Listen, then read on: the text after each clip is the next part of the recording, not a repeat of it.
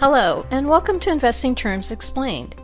In this episode, we're defining what a bear market is, what a bull market is, and why it's critical for successful investors to understand the differences between the two. So let's not waste another minute. Let's dive right in.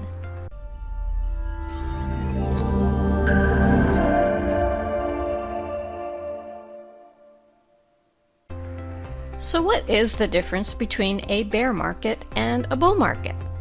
Well, let's get creative in our definitions and start by imagining this. You're out in the woods hiking on a beautiful day. The sun is shining, the birds are chirping, and all seems right in the world.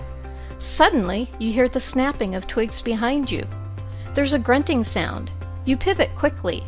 There, in front of you, just yards away, is a large bear.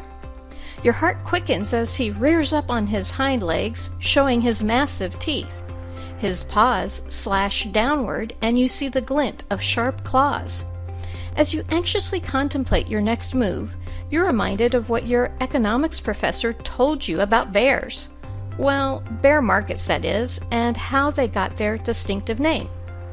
You see, just like the downward swiping motion a bear makes with its claws, a bear market refers to a sharp downward trend in prices, particularly in the financial markets. We're talking about financial investing markets like the stock market, the bond market, real estate, currencies, or commodities markets. And if you've got a lot of your money invested in any of these markets, a bear market is the last thing you want. You very well might end up feeling like the hapless hiker in our story who was seemingly ambushed out of nowhere by a bear. That's because it means the value of your investment is being clawed down, sometimes rapidly, meaning you may not have time to sell out of your investment before you lose some or all of your money. Now, the opposite of a bear market is a bull market. To get an idea of what a bull market is, let's go back into the world of imagination. But this time around, instead of hiking in the woods, let's pretend you're on a nature walk through a beautiful pasture. You're happily daydreaming along until all of a sudden you're confronted by a not too happy bull. The bull digs at the ground, thrusting his horns in the air. You imagine what it might be like to be on the receiving end of those horns. Thrown into the air, you'd catapult end over end to dizzying heights. The strength of the bull's toss would be enough to throw you skyward into the stratosphere. Kind of like the upward momentum that happens when prices in the markets trend higher and higher, a time that's known as a bull market. If you're an investor in an asset with a value that's going up and up, then you're probably pretty happy to be in the middle of a bull market. You're seeing gains on your investment. The stocks or funds or other investments you made are now worth, at least on paper, a whole lot more than you initially spent. You might be feeling pretty proud of yourself. You might even want to give that bull in front of you a big hug. Well, if it weren't for those horns of his. So there you have it, my friends, a visual representation of bear and bull markets and how they got their names. Just to be fair, there are other theories of how bear and bull markets got their names. But this particular description of bears slashing downward and bulls thrusting upward is very memorable, so we're sticking with it. Now let's dive a little bit deeper into the characteristics of each, starting with bear markets. A bear market generally refers to a sustained downward trend in stock prices of 20% or more from recent highs over a period of time. Experts don't always agree about the time period before a market can be referred to as bearish. Generally speaking, the decline needs to be for about 2 months or more. In extreme cases, bear markets can last for years. And it's not just stocks that can be in a bear market. Bear markets can also occur in all sorts of asset classes. You could have a bear market in gold or real estate or commodities or bonds, for example. You could have a bear market in a specific security, such as a stock, or an entire industry can be said to be in a bear market. Bear markets are characterized as times of pessimism and fear. People may pull their money out of stocks and hold more money in cash or low-risk investments. bear markets often go hand in hand with large-scale economic downturns, such as recessions and depressions. A country's gross domestic product may decrease during a bear market. Consumers may cut back on their spending. What causes a bear market? Well, all sorts of factors can trigger a bear market. A weak economy can cause a bear market. Proof of a sluggish economy often comes in the form of a drop in business revenue, higher unemployment, and a loss of consumer confidence in the economy. Investor pessimism can cause or accelerate a bear market. For example, if market prices have been trending up for a long period, investors sometimes get antsy that the higher prices can't last forever. They're afraid the bubble is ready to burst. Initially, just a few investors may pull their money out of the markets. This means they sell their investments. But sometimes a stampede of investors sell out of the markets. This is called a panic and can cause prices to fall rapidly. A government intervening in a nation's economy can also cause a bear market. Some government regulations can restrict business activities and impact economic growth. Government intervention can also come in the form of increased taxes or a change in interest rates. A bear market is often caused by a financial crisis.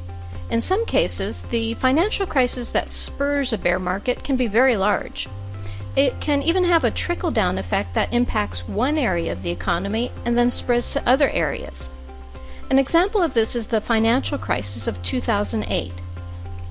After years of lax mortgage lending practices that led to a real estate bubble, banks suffered tremendous losses when people defaulted in droves on their mortgage loans. This impacted investors who had purchased this bad debt in a type of investment called mortgage-backed securities. Once the housing market collapsed, the value of these securities crashed, and investors lost huge sums of money. The financial crisis rocked the global financial markets, leading to a bear market and a worldwide Great Recession. Okay, we've covered bear market characteristics and causes. How about equal time for our friends, the bulls? But before we do that, we'd love it if you subscribe to Investing Terms Explained and hit that like button. Please take a second to click the notifications bell so you don't miss any of our informative videos about investing terms you need to know. Speaking of which, back to the video. Now, as we've mentioned, a bull market is the opposite of a bear market.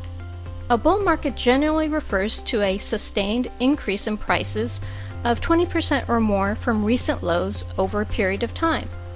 The time period for a bull market can be months or even many years. Investors in a bull market might call themselves bulls or say they are bullish about a particular investment.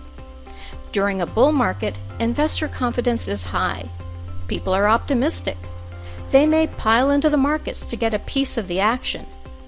You'll find that people who are generally conservative in their investing might be tempted to go all in and invest a lot of money during a bull market. And all that investing and all that extra money going into the market tends to drive prices up even higher. Demand for investments is high and may even outstrip supply. What causes a bull market? Well, there are many economic factors that can fuel and sustain a bull market. For example, low unemployment, strong gross domestic product, an increase in company profits, and an increase in consumer spending can all reinforce a bull market. New business startups can help a bull market maintain its momentum. These startups can bring original and exciting products to market, which can open up new avenues for investment.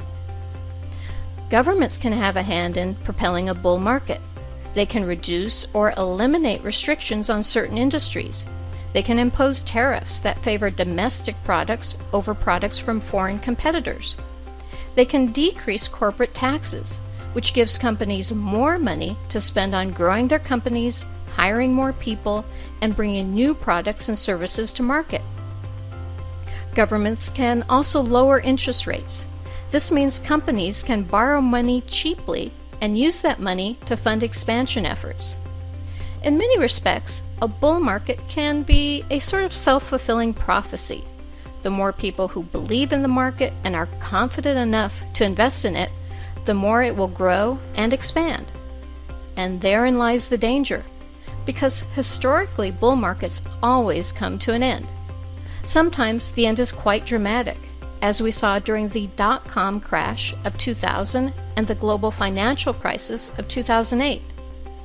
And if you're not careful, you could end up losing a lot of money as the bull market crashes and the bear market takes over. You see, there's an ongoing push and pull between the bull and the bear as they duke it out in the markets. Asset prices go up and down. If you look at stock prices over an extended period of time, you'll clearly see bull and bear market patterns. As an investor, it's important you understand the bullish good times don't last forever, and neither do the bearish bad times. And speaking of time, our time is up for this bull and bear video. We hope you've enjoyed the video and learned a thing or two about bull and bear markets. What was your biggest takeaway? Drop us a line in the comments section. We'd love to know your thoughts. And if you like this video, be sure to hit that like button. It really helps our channel grow, and we definitely appreciate your vote of confidence. Thanks for watching, and we'll see you in the next video.